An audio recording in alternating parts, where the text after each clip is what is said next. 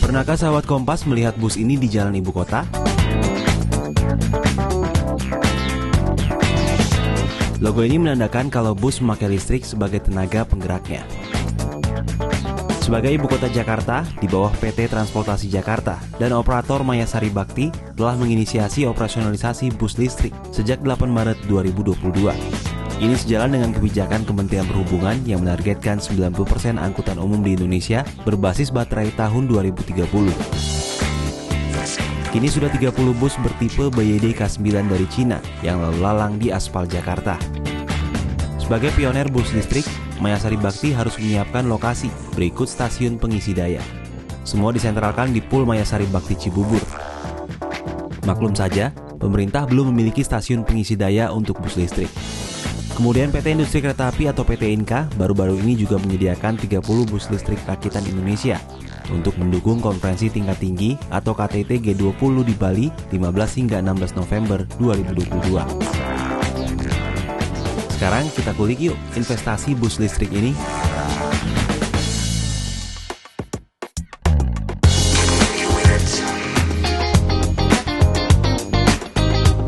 Berdasarkan e-katalog Lembaga Kebijakan Pengadaan Barang Jasa Pemerintah, harga bus BBM Scania K250UB dibanderol 2,4 miliar rupiah. Sementara menurut keterangan Transjakarta di sejumlah pemberitaan, harga bus listrik BYD K9 mencapai 5 miliar rupiah. Ternyata harganya 2 kali lipatnya ya. Kompas menganalisis, biaya operasi bus listrik hampir menyamai tingkat keekonomisan armada BBM. Kalau di total nih ya, biaya membeli satu unit bus listrik BYD K9 ditambah biaya operasional selama 10 tahun mencapai 5,8 miliar rupiah. Untuk perbandingan, bus diesel tipe Scania K250UB, biaya pembelian dan operasional 10 tahun mencapai 5,2 miliar rupiah. Kalau mau mencapai keekonomisan dibandingkan bus BBM, bus listrik harus dioperasikan minimal 12 tahun. Sekarang kita masuk ke biaya operasional harian. Ongkos energi satu bus listrik setiap hari hanya Rp232.000, sedangkan bus diesel 3 kali lipatnya, yaitu Rp765.000.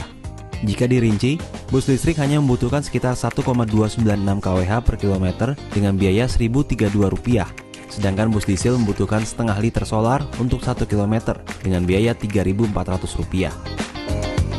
Penyebab rendahnya tarif operasional bus listrik adalah tarif listrik yang hanya Rp796 per kWh, jauh lebih murah dibandingkan dengan harga 1 liter solar sekitar Rp6.800.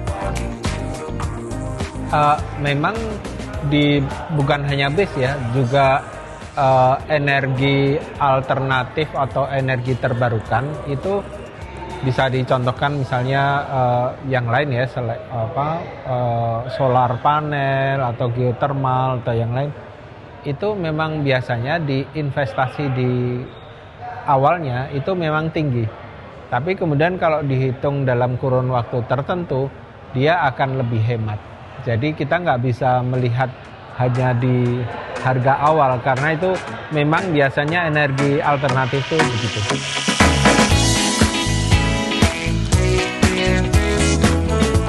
Selain modal besar untuk membeli bus listrik, ada investasi lain yang juga besar, yakni membangun charging station. Ini karena kita belum punya stasiun pengisian kendaraan listrik umum atau SPKLU. Kalau bus solar gampang, mau isi BBM tinggal masuk SPBU saja. Di lokasi charging station milik Mayasari Bakti, satu charging station digunakan untuk 3 bus listrik. Rasio 1:3 ini memperhitungkan waktu jeda istirahat bus setelah beroperasi dan sebelum mulai beroperasi di hari berikutnya. Jadi saat ini Mayasari Bakti memiliki 10 charging station untuk 30 unit bus listrik. Satu unit charging stationnya berharga sekitar 1 miliar rupiah. Nah, ini yang memang harus menjadi PR oleh para pemangku kebijakan dalam hal ini pemerintah. Kalau dulu kita beli mobil gas atau beli mobil solar, itu SPBG-nya, SPBU-nya sudah ada.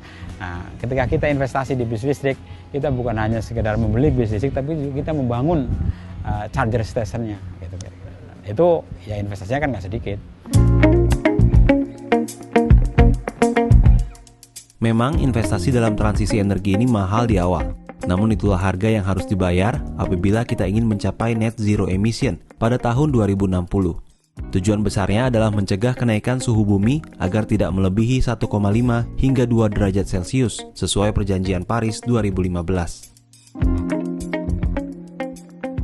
Untuk komparasi, saat ini kita menjalankan atau mengoperasikan sekitar 4.000 armada.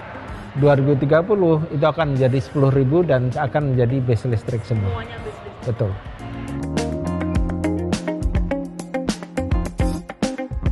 Pemerintah boleh berambisi, akan tetapi keinginan itu juga perlu diikuti dengan strategi meningkatkan minat masyarakat menggunakan transportasi umum agar investasi besar tidak percuma dan lingkungan lebih terjaga.